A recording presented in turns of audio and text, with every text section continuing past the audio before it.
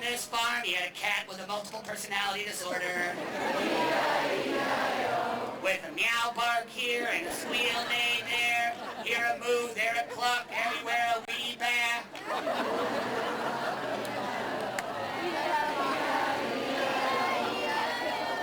Wow, you guys suck. Hey, audience! Hey, what? It's time for my tip. Wow, look how quiet it got there. Seriously, it got so quiet, you could almost hear the call of the very rare North American double-breasted cheap ass. Cheap, cheap, cheap, cheap. Cheap ass. So where do you go from here? Does Ded Bob have a future? What's up? Ded Bob's going to Atlanta. Yeah? Ded Bob's phone is ringing off the hook. I have any show I want, pretty much. Somehow I still got stuck doing Atlanta after this, then Colorado, then probably Minnesota, maybe not, and then North Carolina, and then back here. They're going to be flying you around the world. What is this? And now, lords and ladies, direct from the Mausoleum Theatre in London, it's the Ded Bob Show!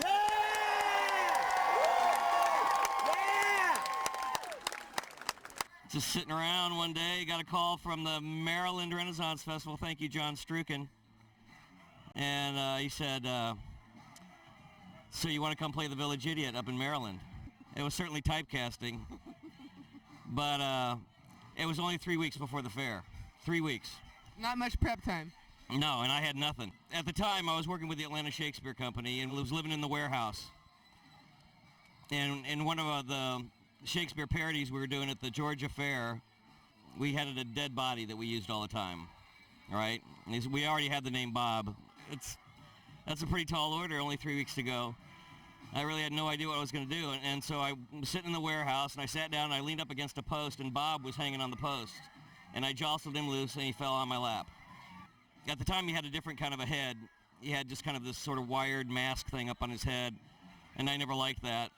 We had just finished doing a hideous 3.5-hour production of Hamlet, and hanging up on the wall of the Shakespeare warehouse there was the York. The York skull was hanging there, the last poor York. And I thought, well, this is Bob's head. You know, this is what we need for Bob's head. So I took it off the wall, and I got it to sit up on top of the puppet. And I made his jaw move up and down. You know, I didn't have any kind of a character for him at all. That was it. I said, okay, I'm going to take this up, and this will be my thing when I get to Maryland. So I took it up there, but I still had nothing, really.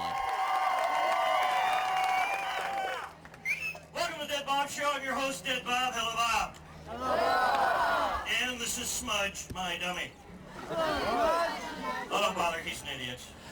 And he ugly. Hence the bag.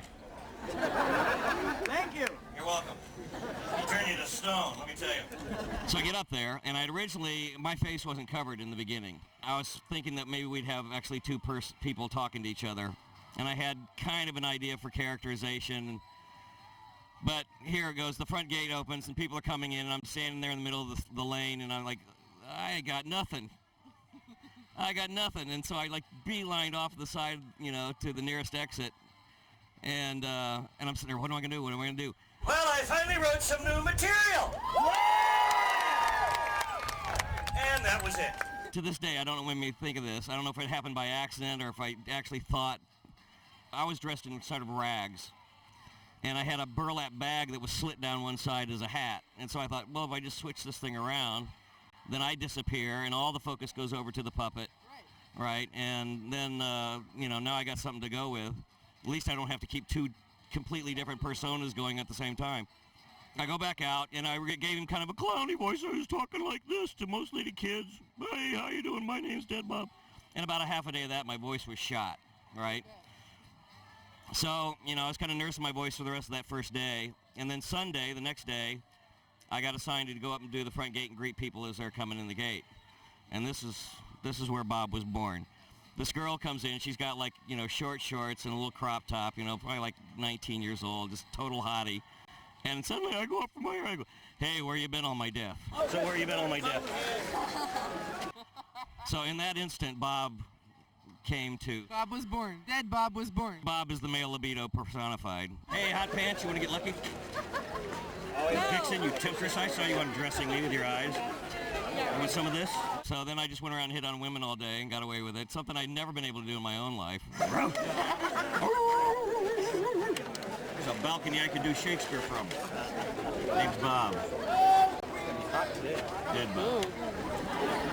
It was like this beast waiting to get out, because I'd been a total, like, new age wimp, you know, before that. It was just kismet, you know. There's like every fair festival director in the country, it seemed like, came to Georgia the next year to scout. And every one of them hired Bob, you know. So have you seen the Ded Bob show, Meathead? Of course. Bless your heart. Man with a clue. Not many of those around. Case in point.